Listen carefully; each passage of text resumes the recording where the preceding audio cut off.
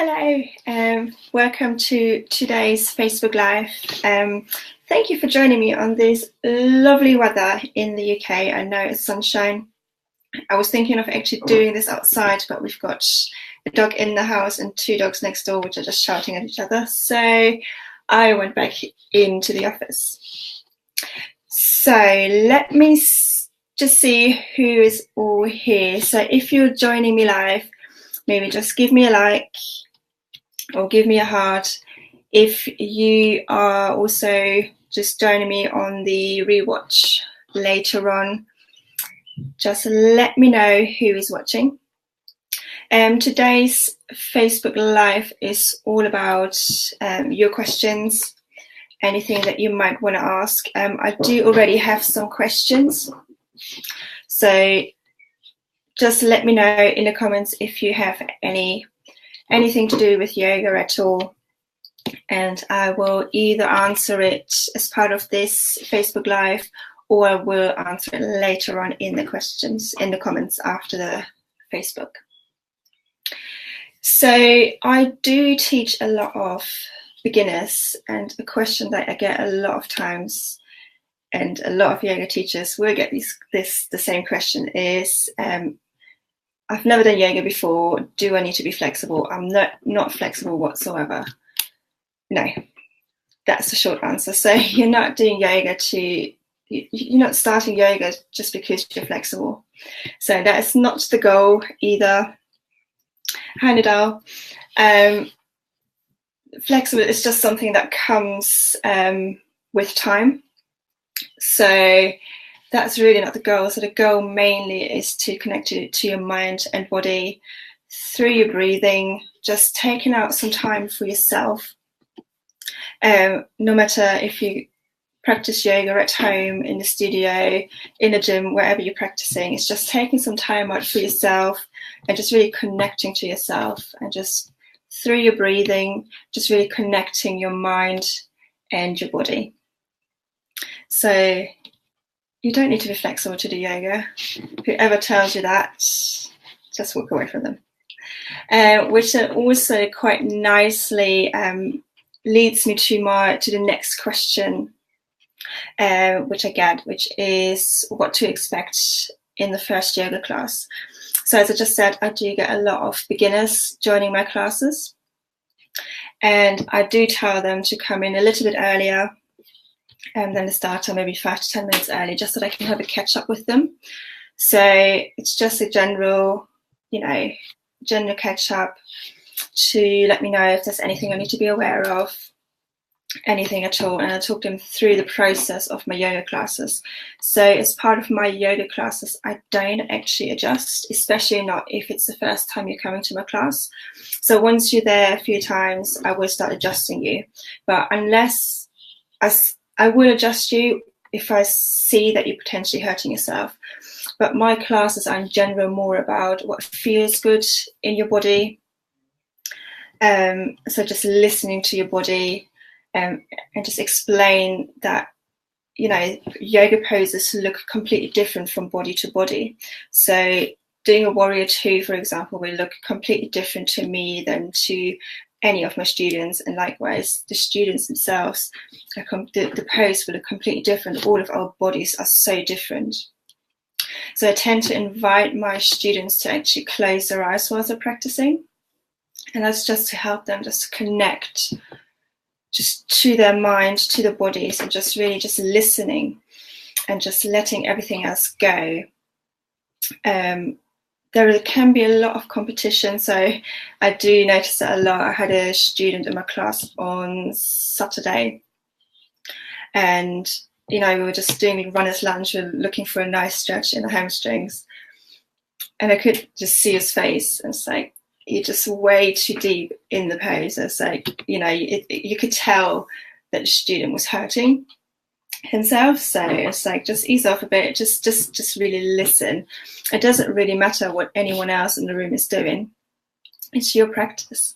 If you're going to a studio or to a class, to a public class where you practice, just take it at your own pace. There is no competition whatsoever at all. So really just listen to your body. Just see how far, you know, you can comfortably go. Maybe just pushing yourself that little bit further, just as long as you're not actually hurting. As soon as you have like a lot of concentration in your face, just ease out of the pose. So again, these are my classes. So Nila is just asking, what about the alignment? I do make sure that the students are all completely aligned. So unless they have an injury where they can't be in the pose the full correct way that we would have learned it, I do make sure that they're really completely aligned. Sometimes, I mean, there's some poses that my body, for example, my body will not go into Warrior One. There is no chance it's going to go in there. So I give them different options that they can do pose-wise as well. But again, these are my classes. So if you go to other teachers, there will be a lot more on alignment and really just, you know, your right knee needs to be over your right ankle in your Warrior, etc., etc. Whereas for my classes, yes, I do cue it and I do say, you know, it needs to go there, etc., push it out. But I also know certain students that won't be able to do that. So I do tell them just ease off. As long as they don't hurt themselves, I will let them go and listen to their bodies. If I can see that they're hurting themselves, I will adjust them. I will just tell them to X, Y, Z just to go into the pose and that you're not hurting yourself. So yeah, that is pretty much what's happening during the class. I'll also explain to my students about Shavasana at the end of the class. So I try and give my students 10 minutes of Shavasana at the end, just so that they can really just unwind their mind and their body. When I say I try, I really try. Sometimes it's more like 7 minutes, but then I don't mind if I know that I don't have anyone else afterwards, which happens every other week. I do actually tend to go over slightly. My students know that, so they're fine with that. Just so they can have an extended Shavasana and just really relax the muscles, just bringing their heart rate down and the breath back down to normal. So I go through my new students, all of that, and also have a little catch up with them after the class. So just seeing how they felt, any thoughts, etc. Obviously, they've just come out of the class, so I know for me as well, it just takes sometimes time to just for it all to settle in, etc. So as well as that, I will check actually in with them either on email or Messenger. However, I have been in contact with them previously a couple of days later, just seeing how they're feeling. Also, if they had any aches or pains after the class. So that's how I actually start my classes. In the beginning, I just check in with all of my regular students that were the week before, the week before that even, and just see if how they felt after the class, like a couple of days later, and just, you know, ask them if they had any aches or pains. Sometimes I do, which was unrelated to the yoga class. Sometimes I don't, but it's just good to just check in with them and just see how they're feeling and how they felt at the previous class. So this is pretty much what you can expect when you have your first class with me. Again, as I say, this is completely different for everyone. So every teacher will be slightly different. They might, you know, if they're like on a busy schedule, they might not be able to talk to you 5 minutes beforehand, but the studio might have done that already and just updated the teacher themselves. So has anyone, before I just move on to the next question that I had previously, just let me know if anyone has any questions at all.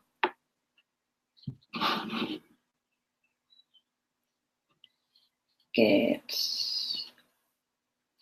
So another question that has come up, I don't actually know who asked this question, but it actually came up from a few people. Something that you can do at your desk to just de-stress, calm down, something that can easily be done at work. So especially if you do have a desk job, you know, it can get really stressful, just really busy, and, you know, just something that you can do every now and then, just, you know, just calm down. So something that, so if you don't know me, I do work full-time as a project manager, so I know how it is working a busy desk. And what I like to do is just a very simple thing, which is just planting my feet, both feet flat onto the floor. If I can take off my shoes, if you can do that, even better, just to feel a connection with the floor and with the ground underneath you. And then just sitting nice and straight. So bring your head over your heart and your heart over your pelvis, shoulders away from your ears, and just taking a couple of deep in and exhales. That just deep inhale and exhale with both feet planted onto the floor really, really makes a difference. If you can maybe close your eyes, just do a little mini meditation, even better. I can't actually do that, but, you know, it's an option. But just grounding down your feet and just letting everything else go. You can even just stare into your screen at work, just, you know, just for about a minute if you have that time, and just really feel the connection with the ground. It really helps me ground down and just calm in that moment.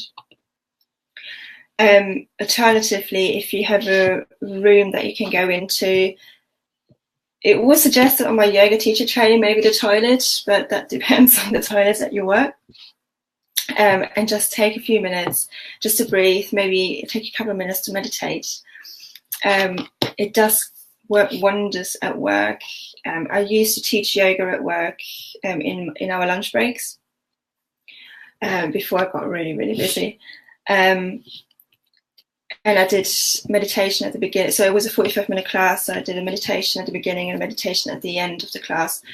And everyone was always just so nice and relaxed afterwards. And it made actually a difference. So even just taking out 5 minutes just to go somewhere, just sit still. You don't even have to close your eyes or anything. Just sit still, just quietly meditate for yourself.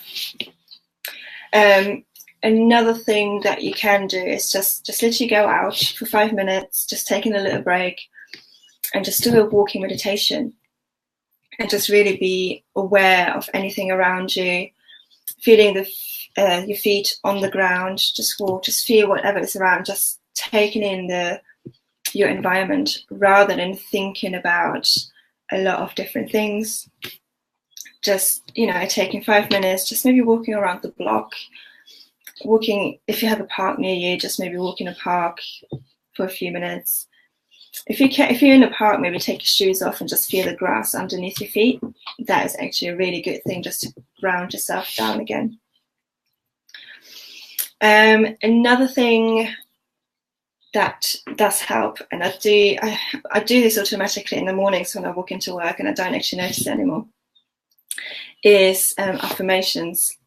So I've come to realize quite a while ago that every time I get off the train, and I walk to my work, which is about a 10-minute walk, I do quietly repeat my affirmation for the day in my head over and over and over again. And as I say, it's just something that happens completely naturally. I don't even realize it anymore. But that is really helping me just to calm down, just focusing my head as well, just focusing my mind of what I need to do on the day, and just also just being in the moment. So affirmations really help as well. You can also do that at work. Just go get a coffee or a tea, etc., whatever you want to get, a drink, and then just, you know, over and over, just have your affirmations in your head and just repeat them over and over. It does really help. I will do a separate session on sort of yoga poses and just little twists and stretches that you can do at your desk as well. I'll do that in the upcoming weeks. If you do have a question in general about yoga, just type it in now. I do have a few more minutes. I can answer that, or I'll answer it afterwards in the comments. Whilst we're just going to give it a moment. I'm actually hosting a live class via Facebook Live in one of my groups on Thursday at 8 o'clock UK time. So I will post the link to register in the comments afterwards. It's completely free. There's nothing about it. I just had a lot of requests to do a Facebook Live and to do a yoga class. So it's going to be about a 30-minute yoga class. Just to really wind down from the day. So I would love to see you there. There are currently no more questions. So if you're watching this on Catch Up, just type in your question and I will answer it in the comments. Alternatively, you can email me directly if you don't want it public, or message me on Facebook, and I can answer the question in private. As there are no more questions, I shall leave you to the lovely weather in the UK. Sorry, I'm just looking out the window with the sunshine.